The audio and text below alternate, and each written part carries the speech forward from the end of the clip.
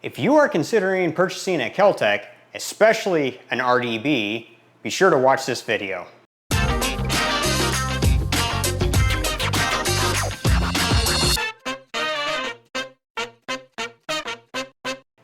Alright, so for those of you that think that bullets can travel through cameras, all of the firearms in my videos are unloaded and they've been safety checked and there's no ammo in the area. So in this video, I wanted to talk about why I am selling all of my Kel-Tecs and why you should watch this video before you buy any Kel-Tecs. So at one point, I had 7 Kel-Tecs. It was the most of any other brand that I owned, and I am now down to 2. And this is why. So this is the RDB Survival.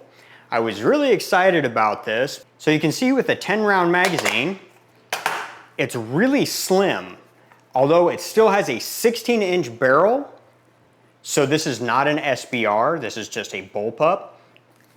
It's slim, it's lightweight, and this would be great for hiking or anything while I'm camping and I go walking around. I bought a suppressor specifically to go on this, which it never did, and I believe it weighs around like 5 or 6 pounds with nothing added to it. It has built-in iron sights, which look kind of weird, but I never got to the point where I could trust this. So the first time I shot this, I was having uncontrolled double fires. So it would send 2 rounds down range for every single pull of the trigger, which would be great if that's what I wanted it to do and that's what we were allowed to do, but that's an illegal NFA item, for one. For 2, it's dangerous. So I sent it to Kel-Tec. They said that they replaced some internals on the trigger and sent it back to me. I'm going to insert some footage here of that range day. After about 60 rounds or so, we had another double fire. Then the hammer was following the bolt home. I was trying to troubleshoot. I cleared the malfunction, trying to troubleshoot. I noticed that the hammer was following the bolt home. Eventually, I was able to get it to lock back. I put the safety on. I loaded a magazine into it. I charged the weapon, and when I released the charging handle, it immediately sent a round down range. Luckily, I had it pointed a safe direction because I was following the safety rules, but my finger was off the trigger and the safety was on, and it still was able to do that. So after the malfunctions in that video, I immediately cleared it, I put it away, I went home, I contacted Kel-Tec, and I contacted a lawyer. I actually contacted several lawyers. Unfortunately, the lawyers told me that unless somebody was injured or killed, I couldn't do anything.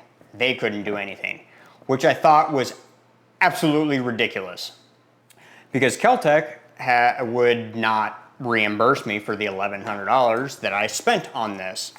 And at that point, I didn't want it fixed. I don't feel safe with it, let alone trust it as being reliable. But the biggest thing is I don't trust it as being safe. I did send it back a 3rd time from Kel-Tec. I just received it back a couple of days ago after 4.5 months, almost 5 months. I got it back from them. It looks like they replaced the whole lower portion of it. I'm not sure if they replaced anything else up here, but it looks like it's got a new barrel in it and charging handle, because the sight is definitely new. The handguard is not new, and the shroud right here, it's definitely not new because it's got the same serial number on it. But I have no intention of going and shooting this. I've lost all trust in Kel-Tec products because of this firearm. And I want to show you, even after it's been repaired for a 3rd time, I want to show you something that this firearm does that not a single other firearm that I own does. So this is the lower receiver off from the RDB Survival. This little guy sticking up right here, that's the hammer. Here's what I want to show you. So we're going to take the safety off. We're going to pull the trigger and we can see that the hammer goes forward. After you fire it, If my hand and my finger's on the trigger, it's still holding it down, the bolt reciprocates, pushes the hammer back, loads another round, and goes forward, and the hammer's supposed to lock back, right? And then you release the trigger. You hear a little bit of a click. So here's what the RDB, and it's not just the Survival because I tried a standard RDB and it did the same thing. So I'm gonna pull the hammer back. I am now going to pull the trigger, and you can see that the hammer goes forward. So now if I pull the hammer back as if the bolt was locked back or I held it back with the charging handle, release the trigger, it catches, okay. So I pull it back like the handle, the charging handle, or like the bolt is holding it back. I pull the trigger, and hammer goes forward. Now I'm gonna pull it back, release trigger, pull it again, and the hammer goes forward. It is not supposed to do that. And I think that right there is the inherent flaw with this design. I think that's where the double fires are coming in, and I think that's where the failures are coming in. So I challenge you, before you do this, make sure that they're safe, cleared, no ammunition, but I want you to check that out. Test your other firearms that have a hammer and see if you can get it to do the same thing. Have the hammer back or the charging handle or whatever, pull the trigger while it's back and see if the hammer will follow the bolt home. Through my testing, through my numerous ARs, my MDRX, my X95, my PS90, none of them do that. The RDB is the only one that does that. And I think that's where the problem is. And I think that's why the RDB line of firearms are unsafe and unreliable.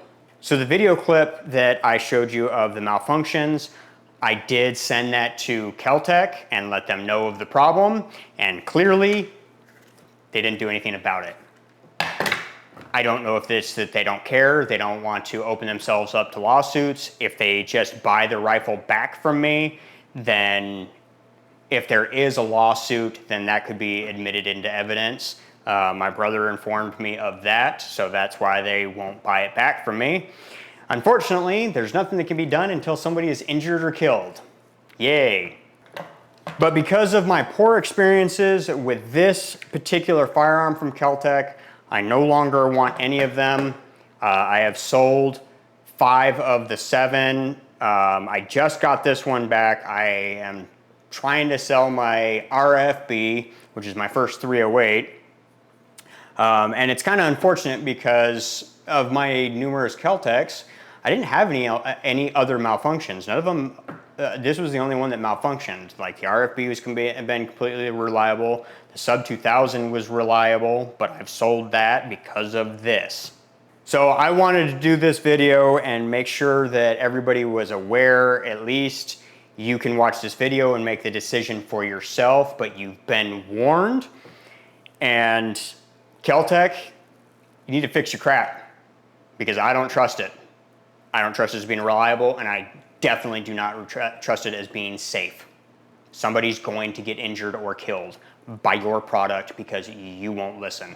And so that's it for this video and rant. We will catch you on the next project. See ya.